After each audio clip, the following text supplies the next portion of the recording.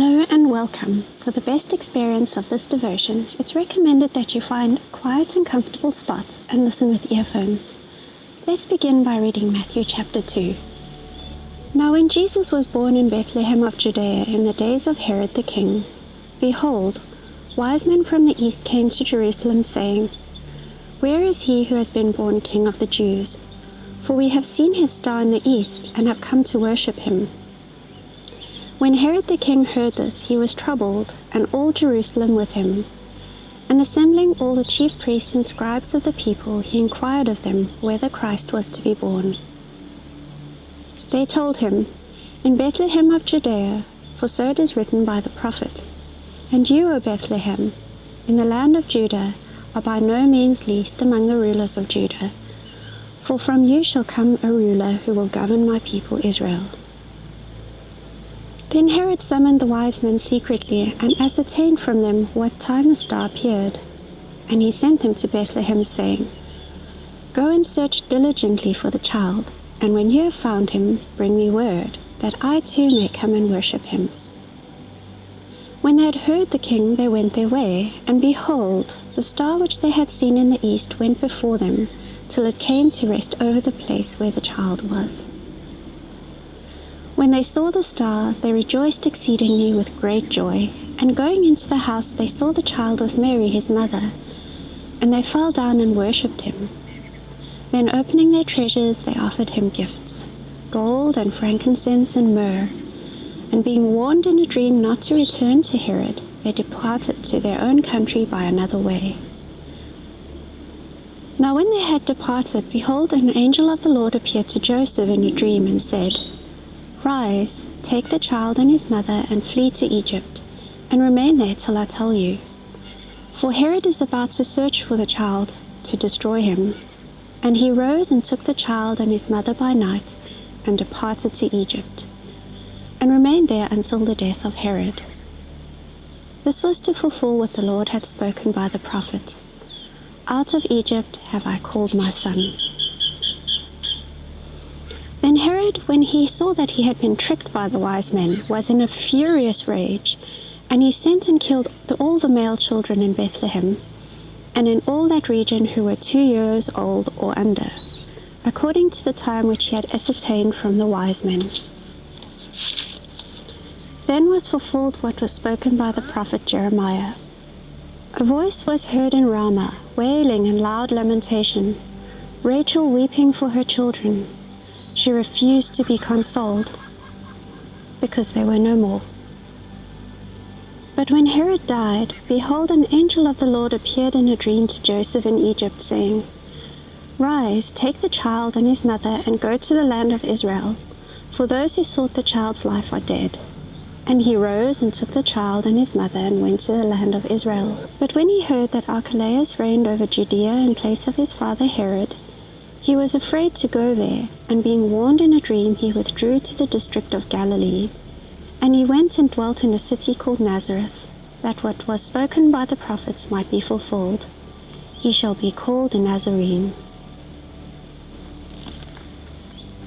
I'm going to lead you now through a time of reflection, using what is called imaginative prayer.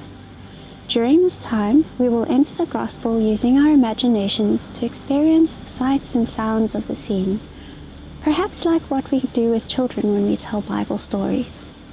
The purpose of this exercise, however, is not to simply remember or go back in time, or for me to convey a particular truth to you through the story. Rather, the point is to allow the Holy Spirit to make present a mystery of Jesus' life in a way that is meaningful for you now. If you are worried about going beyond the text of the Gospel, or you don't trust your imagination, trust that God is with you, and that wherever your imagination leads you, it is something you can offer to Him in prayer for discernment and reflection. While the purpose is for the Holy Spirit to make present a mystery of Jesus' life, perhaps He will also reveal something about your own relationship with Him through this exercise. If you are someone who finds it hard to picture things in your mind, that's okay. You may have some intuition or gut reaction to the story, or perhaps you will hear or feel the story more than visualize it. Don't try to force anything. So I invite you now to find a comfortable position to sit in, with a tall spine so that you don't fall asleep. You may want to take a few breaths to help you settle and quiet your mind.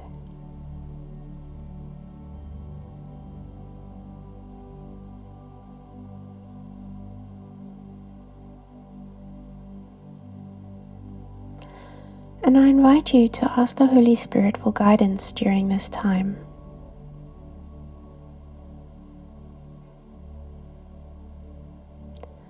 And just know that He always listens to you and loves you with a deep love.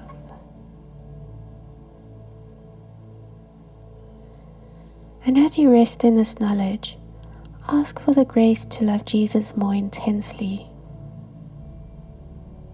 to know Him more intimately, and to follow Him more closely. Let's enter the scene now with Mary and Joseph the night that the angel tells Joseph to flee to Egypt with his family. It's been some time since Jesus' birth. Mary and Joseph have found a small place to stay in Bethlehem. A number of interesting people had come to worship Jesus since his birth. Some poor, some rich, some Gentiles. Not the type of people you'd expect a Jewish king to entertain.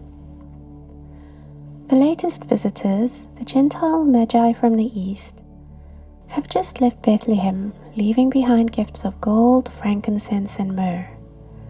The sun has set, Jesus is asleep, and Mary and Joseph are turning in for the night.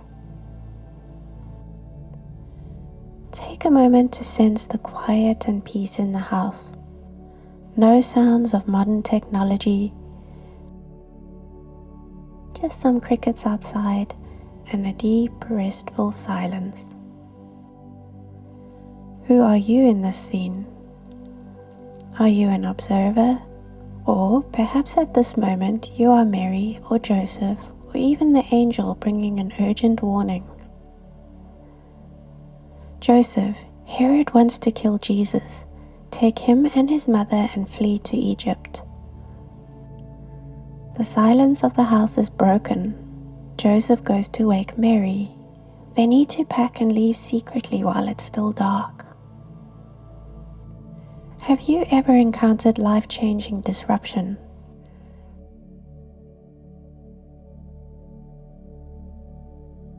Perhaps you're experiencing this now, or perhaps you're moving into a new phase of life or being asked to go on a difficult journey. Are you able to trust that God is guiding and protecting you? How might Mary and Joseph have felt?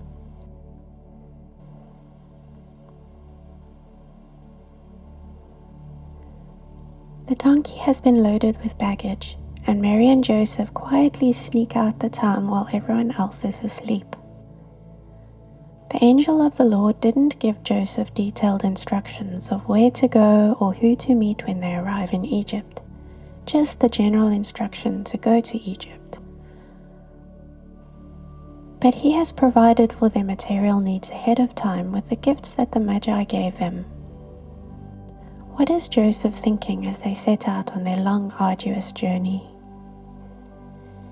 Is he thinking about the Old Testament Joseph who was sold into slavery in Egypt and about the Exodus into the Promised Land? Is Jesus' story going to be as big and important as this, despite the difficulties his family is facing right now? Or is Joseph more worried about everyday things like safety on the road, being caught, Mary and Jesus' comfort? Is he perhaps wondering why God hasn't revealed his whole plan to him? How could God tell me that Jesus is the Messiah when we are being asked to leave Israel as refugees? What emotions are surfacing in you right now?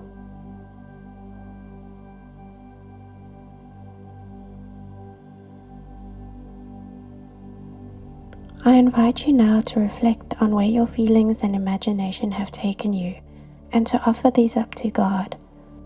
Might you have received an invitation, perhaps to trust God in a difficult circumstance.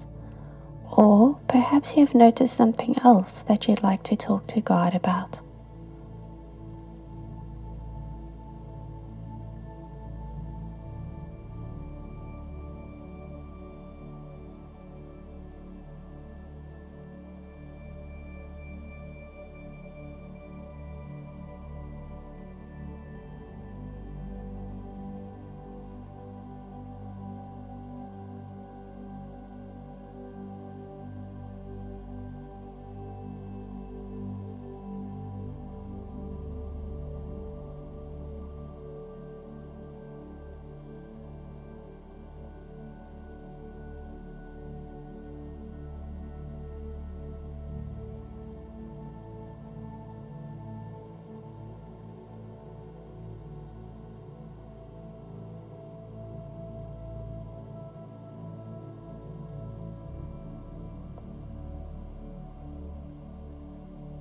So as we end now, feel free to pause and continue in prayer. Otherwise, thank you for joining me today. May the rest of your week be a blessed one.